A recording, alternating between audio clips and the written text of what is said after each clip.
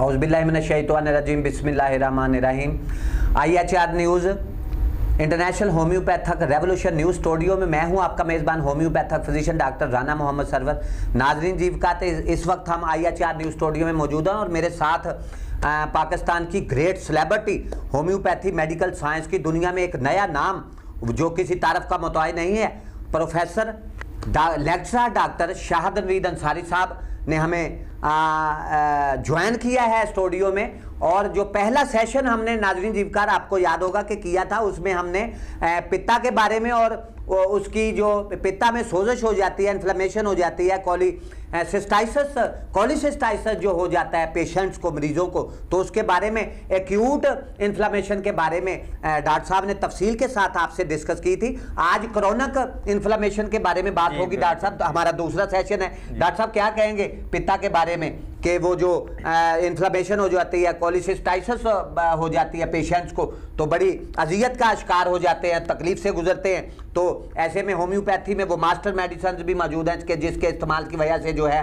पित्ते की सोजिश और पित्ते में जो दर्द है उसको काबू में लाया जा सकता है। डॉक्टर साहब, what will you say about the homeopathic medicine remedies about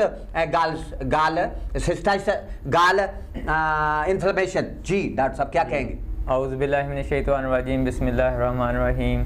सबसे पहले देखने वाले तमाम नाज़रीन को मेरी तरफ से अस्सलाम वालेकुम। और डॉक्टर साहब आपका बहुत बहुत शुक्रिया प्रोग्राम में दावत देने का। बहुत शुक्रिया आपका। तो पिछले प्रोग्राम में हमने जो है हाथ सोजिश यानी कि जो एक्यूट कोलिसिस्टाइटिस इसके बारे में बात की थी। तो आज के प्रोग्राम में हम अपने नाज़रीन को बताएंगे क्रॉनिक कोलिसिस्टाइटिस के बारे में कि इसकी कौन सी अलामात हैं कि अगर वो पेशेंट में पाई जाएँ तो इससे हम नतीजा अखज़ करें कि इस पेशेंट्स के अंदर जो है वो इसको ये क्रॉनिक कोलिसिस्टाइटिस का जो है वो मर्ज़ लाहक है। तो पित्ते की जो सोजिश होती है इसके होने की वजह ये होती है कि एक जरासीम जिसको हम पाइकोकॉक्सी कहते हैं, इस पाइकोकॉक्सी, हाँ जी पाइकोकॉक्सी, और एक है स्ट्रेप्टोकॉक्सी। ये स्ट्रेप्टोकॉक्सी, हाँ जी स्ट्रेप्टोकॉक्सी, ये जरासीम है। इनकी वजह से जो है पित्ते के अंदर जो है वो सोजिश होना शुरू हो जाती है कि जब ये जरासीम खून के ज़रिए से हमारे पित्ते के अंदर अगर किसी तरीके से दाखिल हो जाते हैं तो ये वहाँ पे जो है इन्फ्लेमेशन पैदा कर देते हैं, सोजिश पैदा कर देते हैं और पित्ते के अंदर जो है सोजिश का बायस बन जाते हैं और दर्द का भी बायस। जाहिर है डॉक्टर साहब, जब सोजिश होगी तो दर्द का उनसर भी सामने आएगा। बिल्कुल ऐसे ही जी। तो आज हम अपने नाज़रीन को जो है बताएंगे कि जो मुज़म्मन सोजिश के बारे में। तो इस के अंदर सबसे पहली अलामत जो है वो मरीज़ को जो ज़ाहिर होती है वो ये है कि उसको बहुत ज़्यादा शदीद दर्द होता है। उसके जो मैदा है उससे ऊपर वाली थोड़ी सी राइट साइड के ऊपर काफ़ी ज़्यादा शदीद दर्द महसूस होता है और साथ उसको ना बुखार भी रहना शुरू हो जाता है। यानी कि वो जब ऐसा पेशेंट जिसको पित्ते की सोजिश यानी क्रोनिक सोजिश हो गई होगी तो उसको बुखार भी रहना शुरू हो जाता है। यानी कि वो बार बार जब आपके पास तशरीफ़ लेके आएगा तो वो कहेगा कि मुझे ना बुखार हो गया, यानी कि बार बार बुखार की शिकायत करता है। और इसके अलावा इसके बाद जो सबसे बड़ी सिम्टम ज़ाहिर होती है वो है कि बदहज़मी। कैसा पेशेंट है जिसको पित्ते की सोजिश हो गई है, क्रॉनिक सोजिश हो गई है, वो जो है उसकी बदहज़मी की शिकायत उसको अक्सर औकात रहती है ज़्यादातर। इसके बाद जो तीसरी सिम्टम ज़ाहिर होती है वो ये है कि उसको खाना खाने से तकलीफ़ महसूस होती है और अफारा हो जाता है और उसकी तबीयत के अंदर जो है वो बेचैनी सी हो जाती है, यानी कि अनकम्फर्टेबल फ़ील करता है अपने आप को। और इसके बाद पित्ता की जो सोजिश है, क्रॉनिक सोजिश, उसके अंदर उसके पित्ता की पथरियों की वजह से पित्ता की जो दीवारें हैं वो फैल जाती हैं और जिसकी वजह से वो कमज़ोर हो जाती हैं। इसके अलावा जो है और बाज़ सूरतों में पित्ता की दीवारें मोटी भी हो सकती हैं कि अगर ये ज़्यादा शिद्दत हो तो ये बाज़ औक़ात में पतली होने की बजाय मोटी भी हो जाती हैं। यानी कि इसके अलावा अगर पित्ता की पथरियाँ या सोजिश की वजह से दीवारें मुतासर होने से इनके अंदर अफूनत ज़दगी का भी फैलने का खदशा होता है, यानी कि इन्फेक्शन होने का ख़तरा होता है, इन्फेक्शन हो सकती है।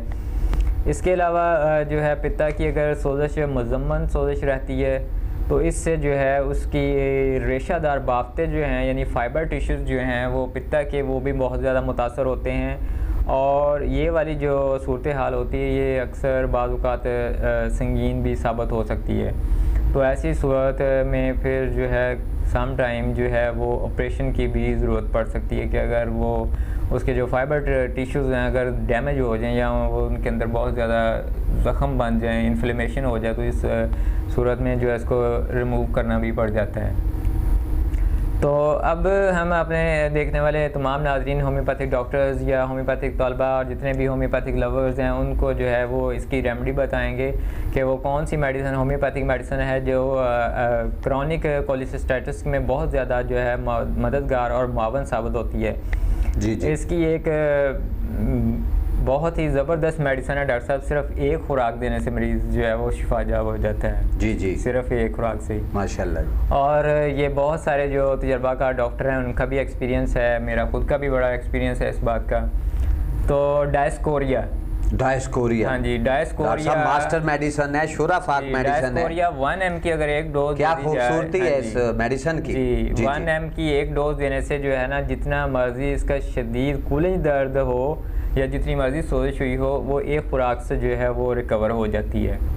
जी जी, अगर सोजिश भी है और अगर दर्द भी है दोनों तो चीज़ें, हाँ जी, बहुत डॉक्टर साहब 1 mg पोटेंसी में अगर देंगे किसी पेशेंट को तो तेजी के साथ उसको उसी वक्त रिलीफ मिलना शुरू हो जाएगा और उसको दोबारा खुराक की ज़रूरत नहीं पड़ेगी इंशाल्लाह। जी जी, तो एक खुराक से जो है ना वो इंशाल्लाह ठीक हो जाएगा।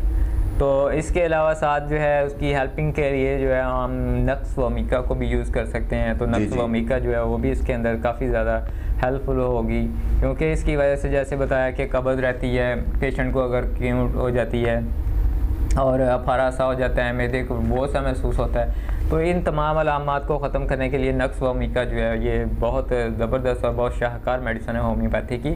तो ये दोनों मेडिसिन जो हैं ये चंद दिन के इस्तेमाल से जो है ना उनकी जो क्रॉनिक कोलिसिस्टाइटिस का मसला है वो बिल्कुल ठीक हो जाएगा और वो मरीज़ जो है वो कुल्ली शफा या बस करेगा। जी डॉक्टर साहब बहुत शुक्रिया आपका। नाजरीन जीवकारा हमारे साथ रहिएगा। नेक्स्ट जो हमारा तीसरा सेशन होगा पित्ता पे, वो गाल स्टोन्स पे डॉक्टर साहब होगा। बिल्कुल। और नाजरीन जीवकार आपको मज़ा आएगा, हमें छोड़ के मत जाइएगा। इसके साथ ही आपका मेज़बान homeopathic physician doctor Rana Mohammad Sarwar IHR news से आपसे इजाज़त चाहता है। अपना और अपने बच्चों का ढेरों ख्याल रखिएगा। अल्लाह हाफिज़।